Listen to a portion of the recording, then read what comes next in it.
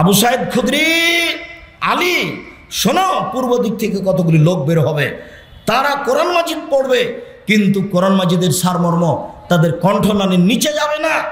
তারা এত বেশি সালাত আদায় করবে, তোমাদের সালাত তাদের কাছে কিছুই না।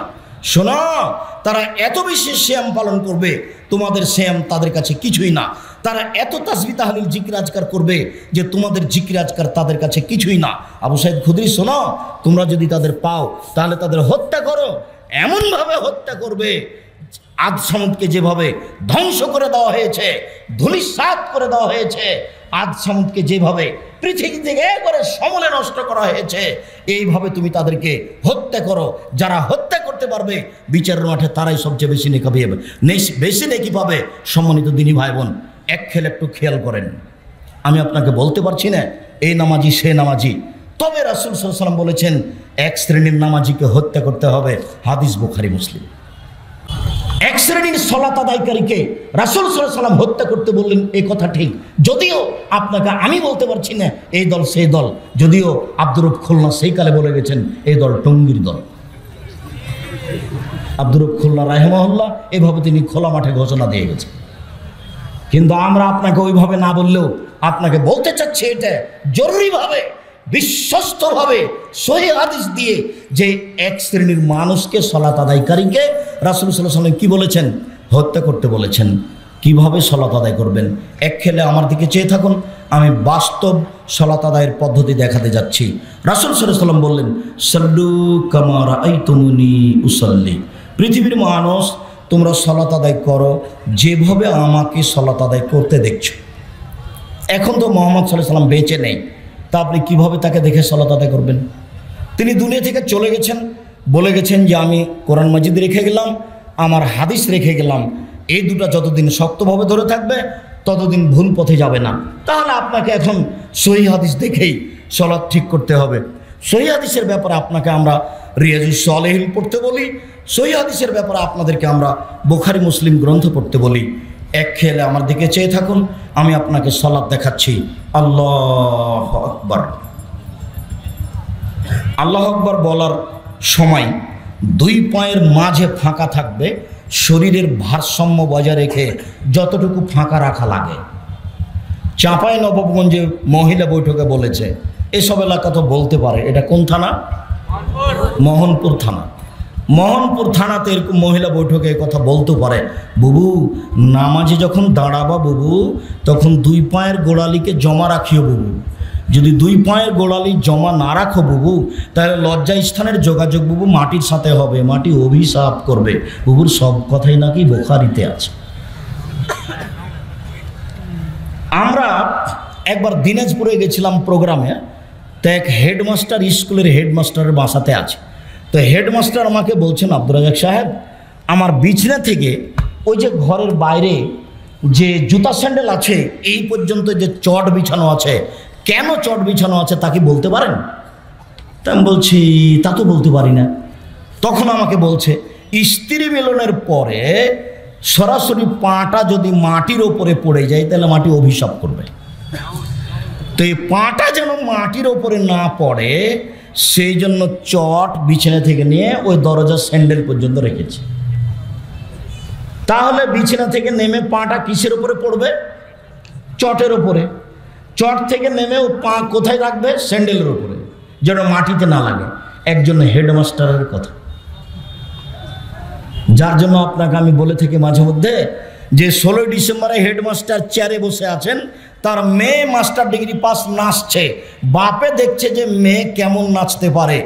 এই হেডমাস্টারও যদি শিক্ষিত মানুষ হন তাহলে মূর্খ মানুষকে,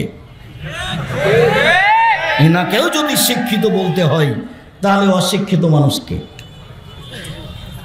এখানে একটা বই পাওয়া যায়, জানি না আজকে আছে কিনা, বইয়ের নাম হলো শিক্ষা বনাম জাহেলিয়াত। 1 থেকে নিয়ে 10ম শ্রেণী পর্যন্ত লেখককে নাকচ করা হয়েছে, এরা লেখক নয়, লেখকের যোগ্যতাই রাখে না। লেখক কিভাবে হতে হয় সেটাই তার জানা নাই। কলম ধরেছে বেটা, কুকুর টেলিফোন করছে শ্রীগালকে। দেশে কি মানুষ আর নেই? কুকুরকে দিয়ে আর শ্রীকালকে দিয়ে আপনাকে বই লিখতে হয়? মাথাতে কি একটু ঘেলু নেই? সবই কি গোবর? ও বন্ধু বই লিখলেন কেন? পড়ে দেখেন আপনি শিক্ষা বনাম জাহেলিয়াত, লেখককে নাকচ করা হয়েছে, লেখক নয়। ও কিসের লেখক? ছোট ছেলের বাচ্চাকে, ছোট বাচ্চাকে শিখাচ্ছে মাথায় কিরে আমের ঝাঁকা, খাস নে কেন, দাঁতে পোকা, বিলাস নে কেন, ওরে বাবা। তার মানে ওকে কৃপণ বানাচ্ছে লেখক। লেখককে লিখতে হতো এখানে যে নেন নেন খামচা ভরে নেন। লেখক নিজেই জানে না লেখক কাকে বলে, ও কি লিখবে। খুঁজে এখানে না পেলে জামিয়া সালাফিয়া ডাঙ্গিপাড়া যাবেন শিক্ষা বনাম জাহেলের বইটা খুঁজতে, আপনার জন্য লেখা হয়েছে, শুধু আপনার জন্যই। এই লেখককে পুনরায় তোবা করে ফিরে আসতে হবে। কুকুর কি করে টেলিফোন করে সিরিগালকে, এটা হয় কি করে? পুরো আলোচনাটা ওইভাবে বই লেখা আছে শুরু থেকে শেষ পর্যন্ত। একটা আলোচনা তার উপযুক্ত নয় কিভাবে উনি লেখক হলেন। সম্মানিত দিনী ভাই বোন শোনন, বাগমারার একটা লোক আমাদের নওদাপাড়াতে শিক্ষক ছিলেন। উনি বলছেন যে আব্দুর রাজাক সাহেব, স্বামী স্ত্রী মিলনের পরে স্ত্রী গোসল করে আসছে আর স্বামী গোসল করতে যাচ্ছে, তো যদি গায়ের সাথে গাও লেগে যায় তাহলে গোসল বাতিল। আমি বাগমারার কথা বলছি, মোহনপুরের কথা বলতে পারছি না। আপনাদের এই গ্রামের নাম কি? মোহাম্মদপুর। মোহাম্মদপুরের কথা বলতে পারছি না। সূর্য ডুবার সাথে সাথে দেশ ট্রাভেলস গাড়িতে আলো জ্বলে উঠলো। আমি বললাম, এই সুপারভাইজার শোনো বেটা এইদিকে। জি। আলো জ্বাললা কেন? বলে মালিকের হুকুম। একটু পরে জ্বালো। সূর্য ডুবার সাথে সাথে গাড়িতে আলো দিতে হবে, মালিক বলেছে। সূর্য ডুবার সাথে সাথে বাড়িতে আলো জ্বালায় হিন্দু। কথা আমার বুঝতে পারেননি মনে হয়। দেশ ট্রাভেলস গাড়িতে আমি আছি, তো সূর্য ডুবার সাথে সাথে কি করেছে ওই সুপারভাইজার গাড়িতে আলো দিন, গোটা গাড়িটা আলো হয়ে গেছে। আমি তো ধরে নিয়েছি ঘটনা এই আছে। শোনো এদিকে, আলো দিলে কেন? মালিকের হুকুম। শাহ মকদুম রহমতুল্লাহের পবিত্র ভূমি থেকে গাড়ি ছুটছে ওর বাপের জমি। কিসের পবিত্র ভূমি? তার সেখানেই বলা আছে যে অমুক এ আকাশ সে আকাশ তো তোমার বাপের আকাশ। তুমি কি জানো কোনো সময় যতবার ঠাকুর বলছে ওমা তোমার আকাশ, ততবারও কালিমাকে বলছে। 14 বার তোমাকে পড়তে হবে। এই বেটা তোমার শিক্ষককে পড়তে হবে। এই বেটা তোর জাতিকে পড়তে হবে। তোর জাতি কিছু বুঝে না, ধর্মকর্ম বুঝে না। শুনুন দিনী ভাই বোন, আপনাকে আবারও বলছি, যতবার ঠাকুরের কথা বলেছে ততবারও কালিমাকে বলেছে। আর আপনার ছেলে পবিত্র মুখে ওই কথা বলছে, কি দিয়ে বুঝে আপনাকে জাতিকে? আমরা শুনেছি যে বন্যা চলেছে বিপদ সীমার উপর দিয়ে, ঝড় বৃষ্টি চলেছে বিপদ সীমার উপর দিয়ে। আরে না না, ভারত বাংলাদেশ পাকিস্তানে বাংলাদেশের মাটিতে শিরক চলেছে বিপদ সীমার উপর দিয়ে। জাতি যখন বিপদে, ঠাকুর তখন বিলাতে। ঠাকুর বলছে যে ঢাকায় বিশ্ববিদ্যালয় খুলবে বেটারা বাংলা অক্ষর চিনে না, তারা আবার বিশ্ববিদ্যালয়। ঠাকুর তোমাকে বলছে তুমি নাকি অক্ষরই চেন না, তো বিশ্ববিদ্যালয় করতে যাও কি করে? ঠাকুরের কথা এটা। জাতি যখন বিপদে, ঠাকুর তখন বিলাতে। ঠাকুরের কথা তো কেউ জানে না। বঙ্কিমচন্দ্র একটা বই লেখে, রাজ সিংহ আওরঙ্গজেবের গোটা পরিবারকে জেনাকার বলে সাব্যস্ত করেছে বয়ে বয়ে, না বলে রাজ সিংহ। তুমি কোনোদিন দেখেছ? জাতি যখন বিপদে, ঠাকুর তখন বিলাতে। এরপরেও ঠাকুরের কথা আপনার কাছে আছে, আপনি কোনোদিন বিবেচনা করেননি। ঠাকুরের কথাটি কেমন? সম্মানিত দিনী ভাই বোন, মহিলা বৈঠকের মহিলাকে সাবধান করছি, উপস্থিত বৈঠকের মুসলিম বোন আপনাকে বলছি, এই মেয়ে তোমাকে বলছি, কথা বলছো কেন? তোমার একটু শরম হয় না? তোমার মাথায় কাপড় নেই কেন? তোমার বাপ তোমাকে সহ্য করতে পারে, আমরা সহ্য করি না। আমি মুসলিম চিররণবীর, মরণকে করি না ভয়। মরলে শহীদ, বাঁচলে গাজী, আমার উভয় সমান। মরাও যতটুকু, বাঁচাও ততটুকু, উভয়ই সমান। অতএব তোমার বাপ কাপুরুষ হতে পারে, আমাকে কাপুরুষ মনে করো না। তোমার লজ্জা নেই, তোমার জাতির নেই, তোমার বাপের নেই, তোমার মায়ের নেই। তুমি এখন মাথায় কাপড় না দিয়ে আমাদের সামনে বসে থাকো কি করে? তুমি নাকি ক্লাস 10-এ, তুমি নাকি মাস্টার ডিগ্রি পাস করেছো। শরম করো না কেন? তোমাকে আমি খাটো করতে আসেনি। তুমি ভালো ঘরের মেয়ে, তুমি বড় হও না। তোমার বাপ হাজি, তোমার দাদা হাজি, তোমার নানা হাজি, তোমরা সবাই বড় ঘরের মানুষ, তুমিও বড় হও না। সুন্দর জাঁকজমক ভালো দামি মানের কাপড় চোপড় পরে স্কুল কলেজে যাও, ল্যাংটা হলে কেন? তোমার দাদা কি তোমাকে এটাই শিখালো? তোমার নানা কি তোমাকে এটাই শিখালো? দুঃখিত, 1 মিনিট, দুঃখিত মনে কিছু নিয়েন না, 1 মিনিট, 1 মিনিট এক খেলে চেয়ে থাকবেন। এই ছেলেরা, আমার এখানে শব্দ আসে কি করে? তাহলে কি মোহাম্মদপুরের এই ছেলেরা অযোগ্য? তোমরা প্রোগ্রাম করতে পারো, পরিবেশ সেরকম হলে আমাকে দাওয়াত দেবে না। তোমার মুখ দেখে আমাকে দাওয়াত নিতে হবে এটা আমি মনে করি না। পুরো পরিবেশ তোমাকে কন্ট্রোল করতে হবে, পিপিলিকা যেন না লড়ে। আমি তোমার কাছে ভোট চাইতে আসিনি, অতএব তুমি ওই খেয়াল করো না যে আব্দুর রাজ্জাক সাহেবকে ডাকলেই কি আর না ডাকলেই কি। পরিবেশ কন্ট্রোল করার জন্য অন্তত 50টা ছেলে রাখো এখানে, যারা মুখ বন্ধ করে পরিবেশ কন্ট্রোল করবে। 1 মিনিট। জাবের রাদিয়াল্লাহু তাআলা আনহু বলছেন, আল্লাহর নবী যুদ্ধ করে এক এলাকা থেকে আসছেন, মদিনায় ঢুকবেন। তখন বলছেন, থামো থামো থামো, তোমরা রাতে এখানে অবস্থান করো, কেউ মদিনায় ঢুকতে পাবে না, সকালে যাব। তখন জাবের রাদিয়াল্লাহু তাআলা আনহু বলছেন, আল্লাহর নবী, আমি নতুন বিবাহ করেছি, আমাকে একটু বাড়ি যেতে অনুমতি দেন না। তখন রাসূল সাল্লাল্লাহু আলাইহি ওয়াসাল্লাম কথা এদিকে বলতে লাগলেন, ও তুমি নতুন বিবাহ করেছো? বিকরান আম সাইয়্যিব, কুমারী মেয়ে বিবাহ করেছো না তালাক প্রাপ্তা মেয়ে বিবাহ করেছো? তখন জাবির রাদিয়াল্লাহু তাআলা বলছেন, সাইয়্যিব, আমি তালাক প্রাপ্তা মেয়ে বিবাহ করেছি। তখন রাসূল সাল্লাল্লাহু আলাইহি ওয়াসাল্লাম বলছেন, হাল্লা বিকরান তুলাইবকা, তুমি কুমারী মেয়ে কেন বিবাহ করলে না? তুমি তার সাথে খেলতে, ও তোমার সাথে খেলতো। এবার উত্তর দেখেন, এতদূর পর্যন্ত রাসূল সাল্লাল্লাহু আলাইহি ওয়াসাল্লাম বললেন, এবার উত্তর দিচ্ছেন, আল্লাহর নবী, আমার বাপ উহুদের যুদ্ধে শহীদ হয়েছেন আমার 6 জন বোন রেখে। আমার 6 জন বোন আছে, আমার বাপ 6টি মেয়ে রেখে শহীদ হয়ে গেছেন। আমি আমার বোনদের বয়সের মেয়েকে বিবাহ করতে চাইনি। আমার বোনেরা যে বয়সের, সেই বয়সের একটা মেয়েকে বিবাহ করব, এটা আমি চাইনি।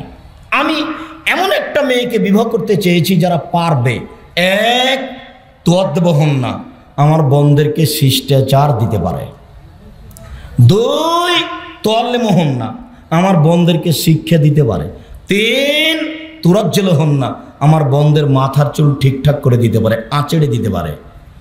সৌদি আরবের মাটিতে জন্মের 7 দিনের দিন মেয়ের মাথার চুল কাটা যায়, পরে আর কোনো দিন কাটা যাবে না। তাদের কাছে মেয়েদের মাথার চুল কাটা হারাম 7 দিনের পরে। বোঝা গেল না কথা? বাংলাদেশে 3, 4, 5 পর্যন্ত পড়ছে, তারপরেও মাথার চুল নেড়ে করা আছে, তারপর এমন ছোট ছোট করে করা আছে, মায়ের অত কষ্ট হয় না। আর আরবিরা মেয়েদের মাথার চুল আঁচড়ার জন্য লাঠি নিয়ে বসে, আর অনেকগুলি বেনি করা থাকে, দুজনে চুল চিরুনি করে দিতে পারে। 1 নম্বর, আমি এমন বয়সের মেয়ে বিবাহ করতে চেয়েছি যে মেয়ে আমার বোনদের শিষ্টাচার দিতে পারে। আপনাকে বলছে, এই ছেলে তোমাকে বলছি, বলো তোমার বোনের মাথায় কাপড় নেই, এইটা শিষ্টাচার ভালো না খারাপ? তো এইটা আমি করবো না, তো এটা তোমার মা করবে, তো না? এখন তোমার আব্বাকে বলো তোমার এই মা চলবে কি না। আমার তো পরামর্শ ছাড়া কোনো পথ নেই। এর মাথায়, তোমার বোনের মাথায় কাপড় নেই কেন? তোমার মা দেয়, এটা বুঝো। আমি যদি তোমাকে বুঝাতে না পারি আমি অক্ষম। হাদিস বুখারী মুসলিম। জাবের বলছেন, আমি আমার বোনের বয়সের মেয়েকে বিবাহ করতে চাইনি। কেন? আমার বোনদেরকে দেখাশোনা করতে হবে। তার বোন কয়টা? 6টা। কি দেখাশোনা করবে? 1 নম্বর, শিষ্টাচার শিখিয়ে দিবে, এর মধ্যে সব কিছু ঢোকে আছে। 2 নম্বর, বিদ্যে শিক্ষা দিবে। 3 নম্বর, মাথার চুল ঠিকঠাক করে দিবে। বলো তুমি, আমি বুঝাতে পারি না, না তুমি বুঝতে পারো না, না তোমার বাপ মা বুঝতে চায় না, না তোমার বাপ মা বুঝলো যে মুসলমান নাম দিলেই হয়, না তুমি বুঝলে যে নামাজ পড়লেই চলে, তারপর পর্দা করা চলে না, লাগে না। গাড়িতে নামাজ পড়ছে মহিলা আমার সামনের সিটে, তো নামাজ সময়তে ওর চাদর একটা ব্যাগ থেকে বের করলো, চাদর ব্যাগ বের করে মাথায় কাপড় দিয়ে খুব সুন্দর করে পরিপাটি হয়ে সলাত আদায় করলো। সলাত শেষে আবার চাদরটা ভাঁজ করে ব্যাগে রাখলো। তো তোমার মা কি এইভাবে পরিবার গড়ে তুলছে? তোমার বাপ কি এইভাবে পরিবার গড়ে তুলছে? দেখো, তাহাজ্জুদ পড়ে সফল হতে পারবে না মানুষ, 3 শ্রেণীর মানুষ জাহান্নামে যাবে। এক, নিয়মিত বিড়ি, তামাক, জর্দা, সিগারেট, গোল, নেশাদার দ্রব্য খায় পান করে যারা। দুই, পুরুষের বেশধারী নারী, যারা পুরুষের জুতা স্যান্ডেল পরে, শার্ট প্যান্ট পরে। তিন, দায়ুস, যে তার বাড়িতে বেহায়াইর সুযোগ দিয়েছে, সে জান্নাত লাভ করতে পারবে না তাহাজ্জুদ পড়ার পরেও। অতএব সাবধান হন। আল্লাহু আকবার। ডান হাতের কবজি বাম হাতের কবজির উপরে রেখে বুকের উপরে রাখবেন, বা বাহুর উপরে রেখে বুকের উপরে রাখবেন, দুটাই সহিহ হাদিস। কবজির উপরে কবজি অথবা বাহুর উপরে বাহু। বুকের উপরে রাখেন 5টি সহিহ হাদিস, নাভির নিচে রাখেন 3টি জৈব জাল হাদিস। এরপরে আপনি বলেন আল্লাহুম্মা বা'id বাইনি ওয়া বাইনা খাতায়ায়া কামা বা'adta বাইনাল মাশরিক ওয়াল মাগরিব, আল্লাহুম্মা নাক্কিনি মিনাল খাতায়া কামা নাক্কা ফাবুলা বিজমিনাদ দানাস, আল্লাহুম্মা আগসিল খাতায়ায়া বিল মা'i ওয়াস সালজি ওয়াল বারাদ। আল্লাহ তুমি আমাকে আর আমার পাপকে অত দূরত্বে রাখো পূর্ব পশ্চিমকে তুমি যত দূরত্বে রেখেছো। আল্লাহ তুমি আমাকে ধুয়ে পরিষ্কার করে দাও, যেমনভাবে সাদা কাপড়কে ময়লা থেকে ধুয়ে পরিষ্কার করা হয়। আল্লাহ তুমি আমার পাপকে তুষার দিয়ে, বরফ দিয়ে, ঠান্ডা পানি দিয়ে ধুয়ে পরিষ্কার করে দাও। এরপর আপনি বলুন আউযু বিল্লাহি মিনাশ শাইতানির রাজিম, মারদুদ বিতাড়িত শয়তান থেকে পরিত্রাণ চাচ্ছি। বিসমিল্লাহির রহমানির রহিম। পরম দাতা দলে নবে আরম্ভ করছি আলহামদুলিল্লাহি রাব্বিল আলামিন। বিশ্বজগতের প্রতিপালকের প্রশংসা। আর রহমানির রহিম, তিনি হচ্ছেন পরম দাতা দয়ালু। মালিক ইয়াউমিদ্দিন, তিনি হচ্ছেন বিচার দিনের মালিক। ইয়াকা না'বুদু, একমাত্র তোমার ইবাদত করি। ওয়া ইয়াকা নাস্তাঈন, একমাত্র তোমার নিকটে সাহায্য চাই। ইহদিনাস সিরাতাল মুস্তাকিম, তুমি আমাকে সোজা সঠিক সরল পথ দেখাও। সিরাতাল লাযিনা আন'আমতা আলাইহিম, ওদের পথ তুমি দেখাবে যাদের ভালোবেসেছো। গায়রিল মাগযুবি আলাইহিম ওয়ালাদ-দাল্লিন, ওদের পথ তুমি দেখায় না যাদের খারাপ বেসেছো। আমিন। দীর্ঘ সময় ধরে তোমার দরবারে যে প্রার্থনা করলাম, এটা তুমি কবুল করো। সম্মানিত দিনী ভাই বোন, কোরআন মাজিদে 114টি সূরা আছে। কতটি? 114টি। মাত্র একটি সূরার শেষে আমিন আছে, সেটা হলো সূরা ফাতিহা। আর কোনো সূরার শেষে আমিন নেই। আর সূরা ফাতিহা দুয়ার জগতে ব্যতিক্রম, ভিন্ন ধরনের দোয়া। দোয়ার জগতে এত দামি দোয়া আর কোনো দোয়া নেই। আপনি আরেকটু দেখেন, সূরা ফাতিহাতে মাত্র একটাই কথা আছে। সূরা ফাতিহায় মাত্র একটাই কথা আছে, সেটা হলো আমাকে সহজ সরল সোজা পথ দেখাও। এইটুকু কথা বলার জন্য আল্লাহর আগে প্রশংসা করতে হয়। ইনি আপনাদের একজন চেয়ারম্যান মানুষ, ধনী মানুষ, মানুষকে সহযোগিতা করে থাকেন। হঠাৎ করে কেউ যদি গিয়ে বলে আমার ছেলের হাত ভেঙে গেছে, 10,000 টাকা দেন তো, তাহলে একটু ক্ষেপে উঠবে, বলবে কি ব্যাপার, তুমি কে?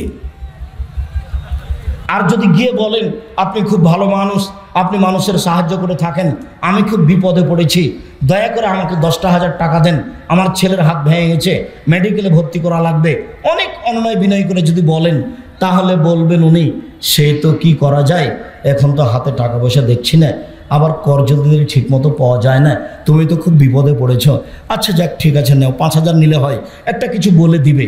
আর গিয়ে যদি বলেন টাকা দেন 10,000, তাহলেও খেপে যাবে। আল্লাহর কাছেও হঠাৎ করে কোনো কথা বলা যায় না। আর আল্লাহ খুব খুশি হন তার প্রশংসা করলে, আলহামদুলিল্লাহ বললে আকাশ জমিন নেকিতে ভর্তি হয়ে গেছে। সুবহানাল্লাহ আলহামদুলিল্লাহ বললে দাড়ি পাল্লা নেকিতে ভর্তি, একেবারে খুশি হয়ে গেছে। যাহাই চাইবেন তাহাই পাইবেন।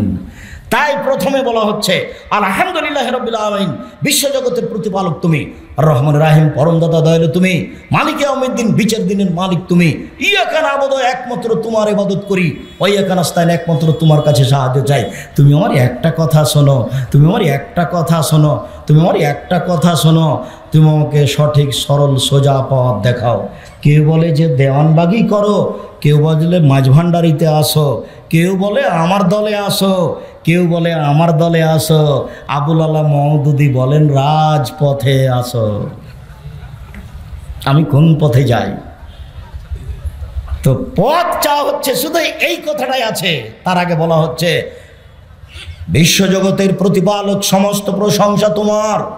1, 2 পরম দাতা দয়ালু তুমি, 3 বিচার দিনের মালিক তুমি, 4 একমাত্র তোমার ইবাদত করি, 5 একমাত্র তোমার কাছে সাহায্য চাই। তুমি আমার একটা কথা শোনো, তুমি আমার একটা কথা শোনো, তুমি আমার একটা কথা শোনো, তুমি আমাকে সোজা পথে চালাও। ওই পথে চালাবা যে পথ তুমি ভালোবেসেছ, ওই পথে নিয়ে যায় না যে পথ তুমি খারাপ বেসেছ। আমিন। এই একটাই কথা আছে সূরা ফাতিহাতে। বিসমিল্লাহির রহমানির রহিম। পরমদাতা দয়ালু আরম্ভ করছি যে কোনো একটি সূরা। কুল আল্লাহু আহাদ, হে নবী আপনি বলুন আল্লাহু এক, আল্লাহুস সামাদ, আল্লাহ নিরপেক্ষ মুখাপেক্ষিহীন। লাম ইয়ালিদ, তিনি কাউকে জন্ম দেননি। ওয়ালাম ইউলাদ, তিনি কারো থেকে জন্ম নেননি। ওয়ালাম ইয়াকুল্লাহু কুফুয়ান আহাদ, তার সমকক্ষ কেউ নেই। আল্লাহু আকবার। হাত ওই পর্যন্ত আবার উঠাবেন। হাতগুলি কাঁধ সামনাসামনি হবে, কানের লতি ধরবেন না, এভাবে নয়। আল্লাহু আকবার, এভাবে নয়। আল্লাহু আকবার। এই পর্যন্ত উঠিয়ে হাত ছেড়ে দিয়ে রুকুতে চলেন। রুকুতে যাওয়ার পূর্বে আপনার সাথে জরুরি কয়েকটি কথা। মাথাটা উঁচুও হবে না, নিচুও হবে না। পিঠের লম্বা হাতটা একবারে সোজা থাকবে, হাত দুটি রডের মতো সোজা হয়ে থাকবে, আঙ্গুলগুলি খোলা খোলা থাকবে, কোমর থেকে সামনের ওজন হাতের উপরে থাকবে। আপনি বলুন সুবহান রাব্বিল আযীম 5 বার 7 বার 10 বার, কোনো বারের হাদিস ঠিক নেই, যে যা পারে সে তা বলবে। নইলে আপনি বলুন সুবহান কুদ্দুসুন রব্বুল মালাইকাতুর রূহ। নইলে আপনি বলুন সুবহানাকা আল্লাহুম্মা রাব্বানা ওয়া বিহামদিকা আল্লাহুম্মা গফিরলি, তোমার প্রশংসা সহকারে তোমার কাছে ক্ষমা ভিক্ষা চাই, তোমার পবিত্রতা বর্ণনা সহকারে তোমার কাছে ক্ষমা ভিক্ষা চাই, তুমি আমাকে ক্ষমা করো। নইলে আপনি বলতে পারেন সুবহানা জিল জাবরুতি ওয়াল মালাকুতি ওয়াল কিবরি ওয়াল আজমা। আরও অনেক দোয়া আছে, এইগুলো বলতে বলতে আপনি রুকু থেকে উঠে আসেন, বলেন সামি আল্লাহু লিমান হামিদা। আল্লাহ ওই লোকের প্রশংসা শুনলো যে তার প্রশংসা করলো। হামদান কাসিরান তাইবান মুবারাকান ফি, খুব তার প্রশংসা, মঙ্গলময় বরকতময় তার প্রশংসা। মিলা সামাওয়াতে, আকাশ পরিমাণ প্রশংসা, মিলাল আরদ, জমিন পরিমাণ প্রশংসা, মিলামা বাইনাহুমা, আকাশ জমিনের মধ্যে যে ফাঁকা রয়েছে এই পরিমাণ প্রশংসা। মিলামা শাইতা মিন শাইইন বাদো, তুমি যে কত প্রশংসা চাও আমি তো জানি না, যত চাও তত তোমার প্রশংসা। এরপরে আরও দোয়া পড়েন, এরপরে সিজদায় চলেন। সিজদায় যাওয়ার পূর্বে আপনার সাথে জরুরি কয়েকটা কথা, কথার 19 বিষয় না যেন। রাসূল সাল্লাল্লাহু আলাইহি ওয়াসাল্লাম বলছেন আমাকে 7 হাড়ের উপরে সিজদা করতে বলা হয়েছে। নাক কপালে হলো 1, 2 হাত এ হলো 3, 2 হাঁটু এ হলো 5, 2 পায়ের বৃদ্ধাঙ্গুল এ হলো 7। সিজদার সময়তে এই 7টা অঙ্গ মাটিতে লেগে থাকবে। সিজদার সময় আপনি হাত দিয়ে শরীর হাত চুলকাতে পাবেন না। হাত উঠিয়ে যদি আপনি শরীর হাত চুলকাতে আসেন তাহলে এখন 6টা মাটিতে লেগে আছে, 7টা নেই। সিজদা অবস্থা যদি একটা পা উঠিয়ে আর একটা পাকে এইভাবে চুলকান তাহলে সিজদা হবে না। আপনার এখন 6টা আছে, 7টা লেগে নেই, সাবধান থাকবেন। আপনাকে যদি শরীর চুলকাতেই হয় তাহলে সিজদাকে চলে আসেন, আসার পরে আপনি শরীর হাত চুলকাবেন, ওই সিজদা অবস্থায় নয়। কেননা রাসূল সাল্লাল্লাহু আলাইহি ওয়াসাল্লাম 7 হাড়ের উপরে সিজদা করতে বলেছেন। তিনি আরও বলেছেন মাথার চুল যেন জড়ানো না থাকে, মাথার চুল যেন বেনি করা না থাকে, মাথার চুল খোপা খুলে দেওয়া থাকবে মহিলার, এ কথাই ঠিক। এরপরে হাত যেন জড়ানো না থাকে, হাতগুলি এভাবে জড়ানো চলবে না। রাসূল সাল্লাল্লাহু আলাইহি ওয়াসাল্লাম বলছেন আমাকে হাত জড়াতে নিষেধ করা হয়েছে। কেন? সব কিছুই সিজদায় যায়, কাপড়গুলিও সিজদায় যাচ্ছে, মাথার চুলও সিজদায় যাচ্ছে। অতএব একে জড়িয়ে তার সিজদাকে বন্ধ করা যাবে না। তবে নিচের দিকে, প্যান্টের নিচের দিকে প্যান্ট জড়ানো যাবে না, একেবারেই নিষেধ। জড়াতে যদি হয় তাহলে কোমরে জড়াতে হবে। আপনি কেটে নেন, কেটে নিয়েছেন, তারপরে এখনও 2-1 জনের আছে কেন? সন্ধ্যা পর্যন্ত সময় দিয়েছি, আগামীকাল সন্ধ্যা হতে হতে যদি সব প্যান্ট কাটা না হয় তাহলে বুঝতে হবে যে আমি বক্তব্যের সাথে মুনাফিকি করি, সেটা আপনার ব্যাপার। তবে আপনাকে আমি সতর্ক করছি, আপনার প্যান্ট টাকনোর নিচে থাকবে কেন? থাকবে না, এটাই চূড়ান্ত। আর সলাতের সময় আপনি জমা করবেন কেন? এটা আর একটা নাজায়েজ হারাম কাজ। আপনি ওকে নিজ স্থান নিজ গতিতে থাকতে দেন, তাহলেও সিজদায় যাবে। সম্মানিত দিনী ভাই বোন, সিজদার সময় হাতের আঙ্গুলগুলি জমা জমা করে কানের পাশে রাখবেন, কোনো দুটো উঁচু করে রাখবেন যাতে করে পেটের নিচ দিয়ে ছাগলের বাচ্চা পার হতে পারে। আর নাক কপাল আরও 8-10 আঙ্গুল আগিয়ে রাখবেন যাতে করে পিঠের হাড়টা, লম্বা হাড়টা সোজা হয়। আর 2 পায়ের গোড়ালি সহ বৃদ্ধাঙ্গুল সহ পাটি জমা থাকবে। দলিল আয়েশা রাদিয়াল্লাহু তাআলা আনহা বলেন একদা আমি ঘুমের ঘরে বিছানা থেকে উঠে দেখি বিছানায় মুহাম্মদ সাল্লাল্লাহু আলাইহি ওয়াসাল্লাম নেই। আমি অন্ধকারে এভাবে হাত দিয়ে তাকে খুঁজতে লাগলাম, কোথায় কোথায় কোথায় কোথায়। দেখলাম আমার হাতটা তার 2 পায়ের গোড়ালির উপরে গিয়ে পড়লো, গোড়ালি দুটি একসাথে আছে। আমার হাতটা গোড়ালির উপরে পড়লো, গোড়ালি দুটি পায়ের আঙ্গুল দুটি মাটিতে লেগে আছে আর পায়ের গোড়ালি দাঁড়িয়ে আছে। আমার হাতটা 2 পায়ের গোড়ালির উপরে পড়লো।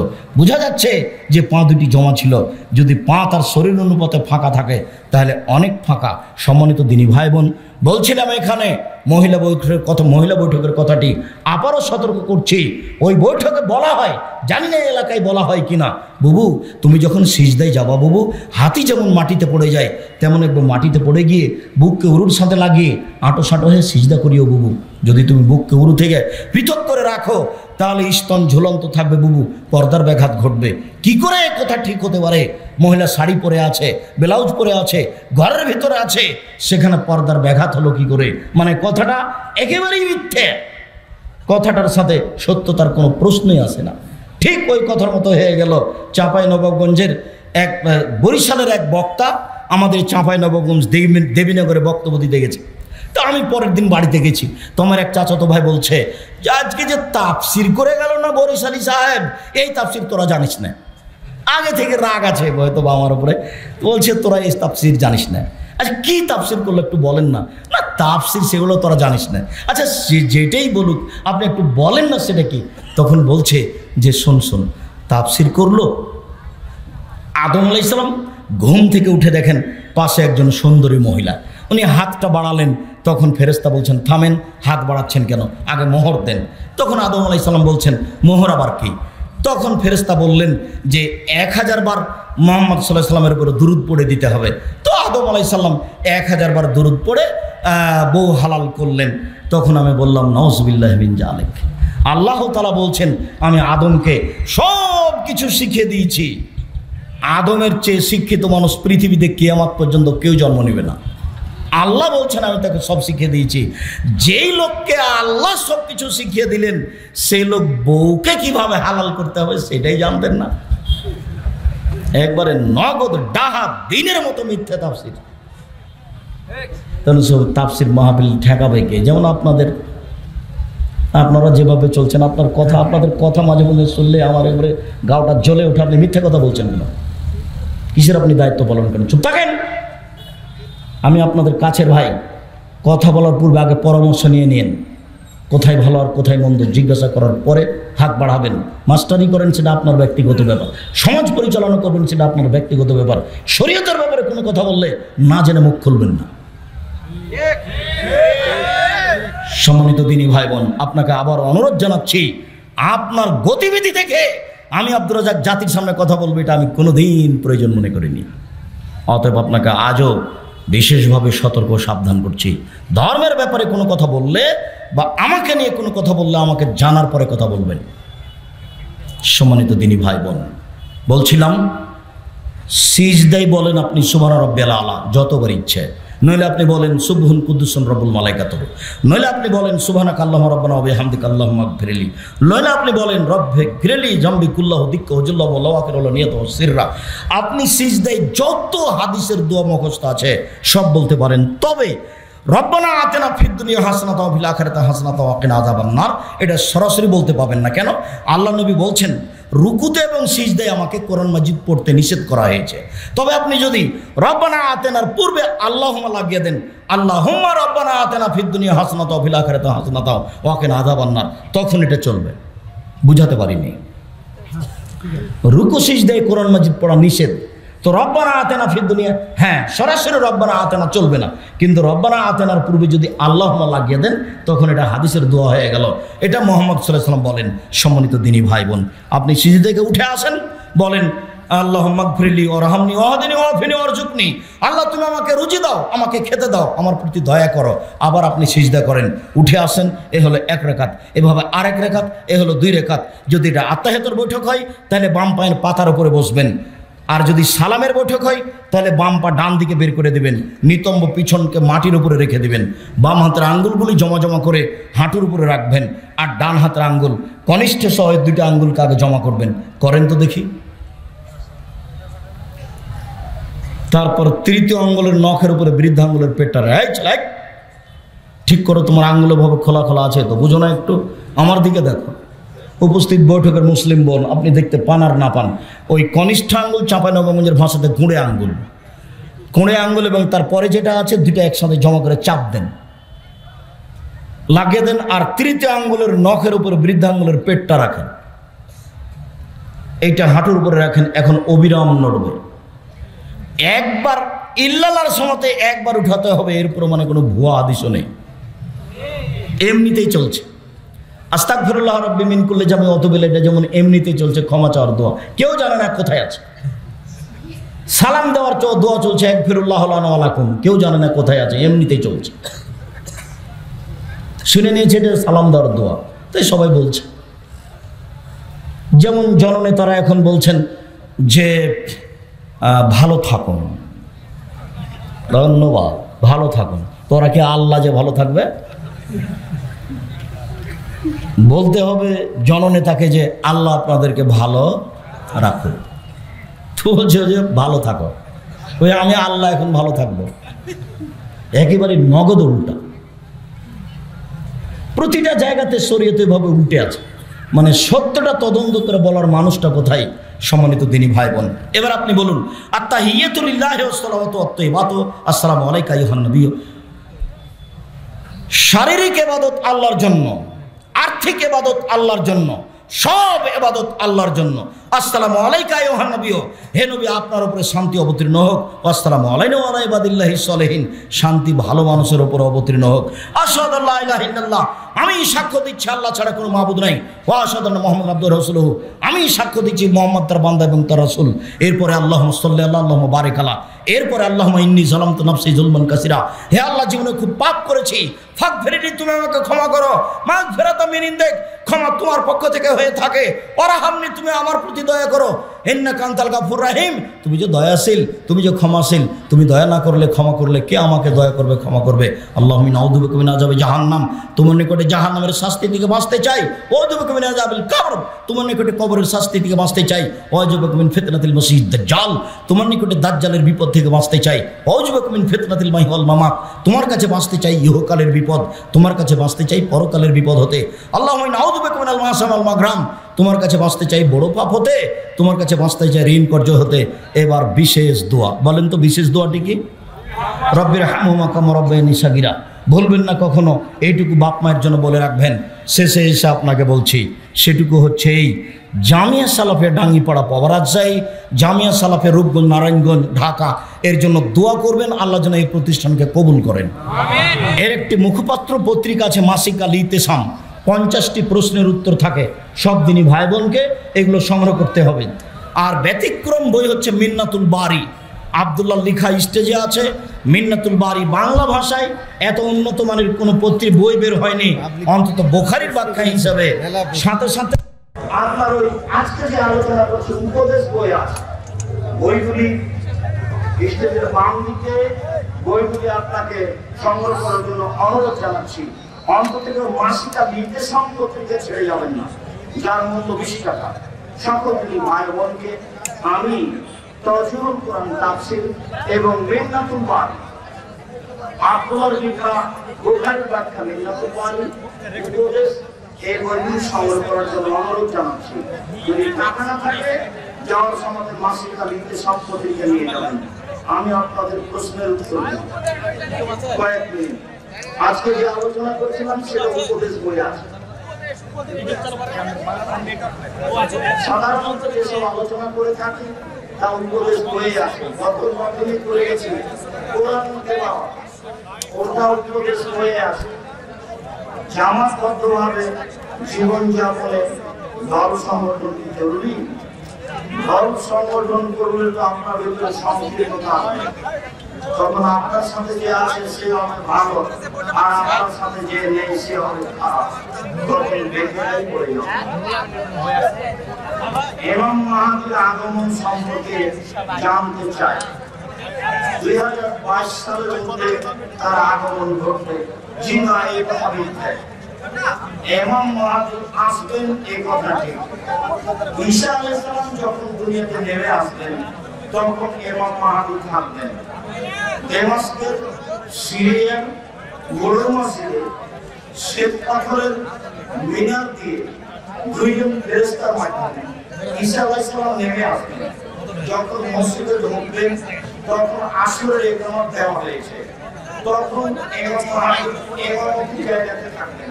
ইমাম মাহদী বলবেন, আসেন আসেন আসেন, ঈসা আলাইহিস সালাম আপনি ইমামতি করেন। তখন ঈসা আলাইহিস সালাম বলবেন, না আপনি বেশি বক্তা, আপনি ইমামতি করেন। ঈসা আলাইহিস সালাম ইমামতি করবেন না। অনেক দিন আছে, আজ না, অত তাড়াতাড়ি না। আর বইগুলি কেনার পরে কেউ ব্যস্ত হবেন না, মাসে তার নির্দেশাঙ্ক পত্রিকা ছেড়ে কেউ যাবেন না। তোর 20 টাকা মনে জামিয়া সালাফের তো সম্পর্ক রাখা, আমার সঙ্গে সম্পর্ক রাখার এটাই বড় মানে। আর জামিয়া সালাফে এই সম্মেলন হচ্ছে ফেব্রুয়ারি 13-14, দেশের শীর্ষস্থানীয় বড়